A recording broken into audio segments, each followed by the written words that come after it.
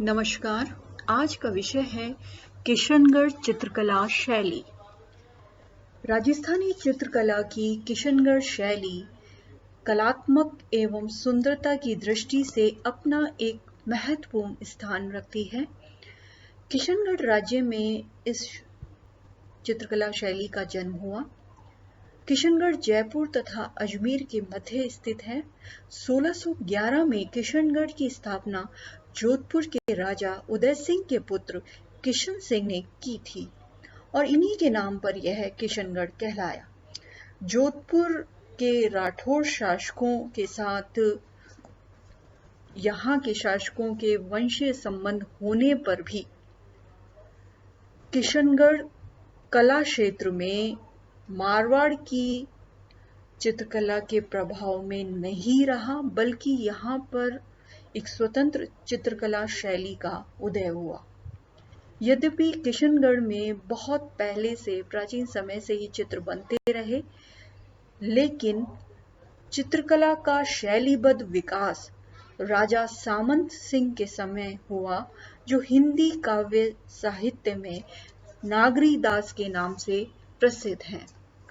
सामंत सिंह का शासनकाल 1748 से 64 तक रहा और इनका शासनकाल किशनगढ़ चित्रकला शैली का स्वर्ण युग कहा जा सकता है। काल खंडाल वाला तो किशनगढ़ चित्रकला शैली का उद्गम और विकास नागरीदास के काल से ही मानते हैं।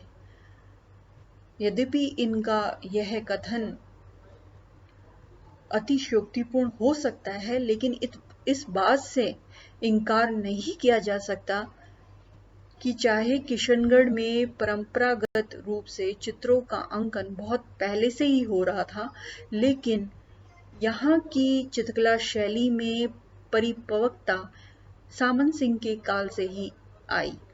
सामंत सिंह स्वयं भी एक बहुत अच्छे चित्रकार थे।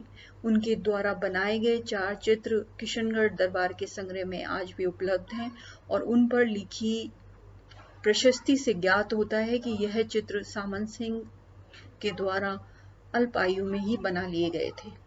सामंत सिंह धार्मिक प्रकृति के व्यक्ति थे। वैष्णव धर्म में भी उनकी अटूट आस्था थी। जहां वो एक और कृष्ण भक्त थे, वहीं दूसरी ओर प्रेमी भी थे। किशनगढ़ शैली के विकास में राजा सामंत सिंह के इन्हीं गुणों का और इनकी प्रेमिका बनी ठनी का योगदान रहा। इनके समय में निहालचंद नामक प्रसिद्ध चित्रकार हुआ, जिसने इनके और इनके प्रेमिका बनी ठनी को राधा कृष्ण के रूप में चित्रित किया। निहालचंद ने राधा को लंबी कृशकाया तथा अप्राकृतिक सीमा तक सुंदर चित्रित किया और उनके द्वारा किया गया राधा का चित्रण राजस्थानी चित्रकला की एक बहुत बड़ी उपलब्धि है। राधा के चित्र की प्रमुख विशेषताएं इस प्रकार थी: लंबी गर्दन, लंबी तीखी नाक, पतले होठ, तीखी ठोड़ी, भावपूर्ण चेहरा, अत्यंत तीखे और खंजर के समान आंखें,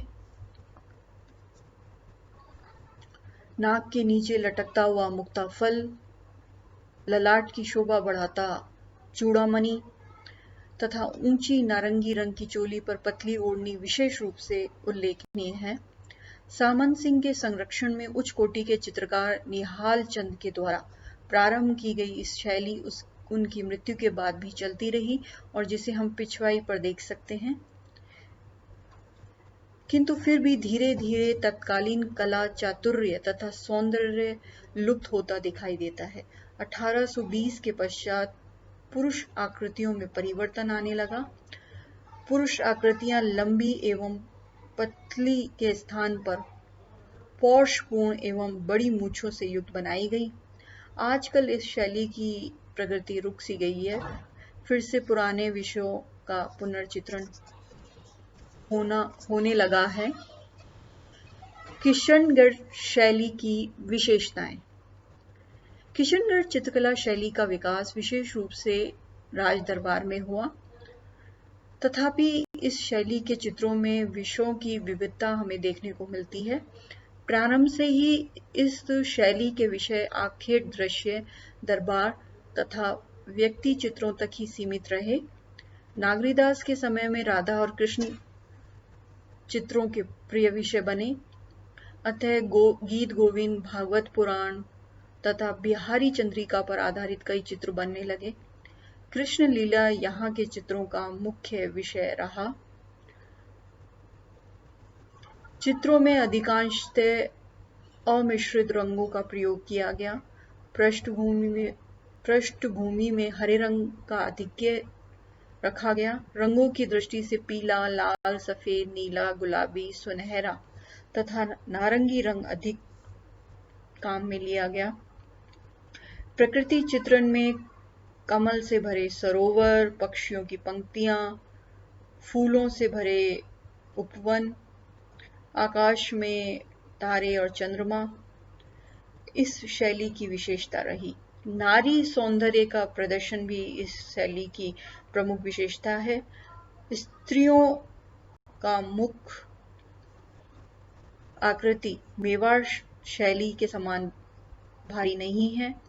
इन्हें पतला, लंबा, लावण्यपूर्ण बनाया गया। नुकीली नाक, पतले होंठ, खंजन आकार के नेत्र, पतली कमर, लंबा कद इस शैली की विशेषताएं हैं। लहंगा, चोली तथा पारदर्शी चुनरी स्त्रियों के प्रमुख परिधान के रूप में दिखाए गए। अलंकरण हेतु आभूषणों का अत्यधिक प्रयोग किया गया है।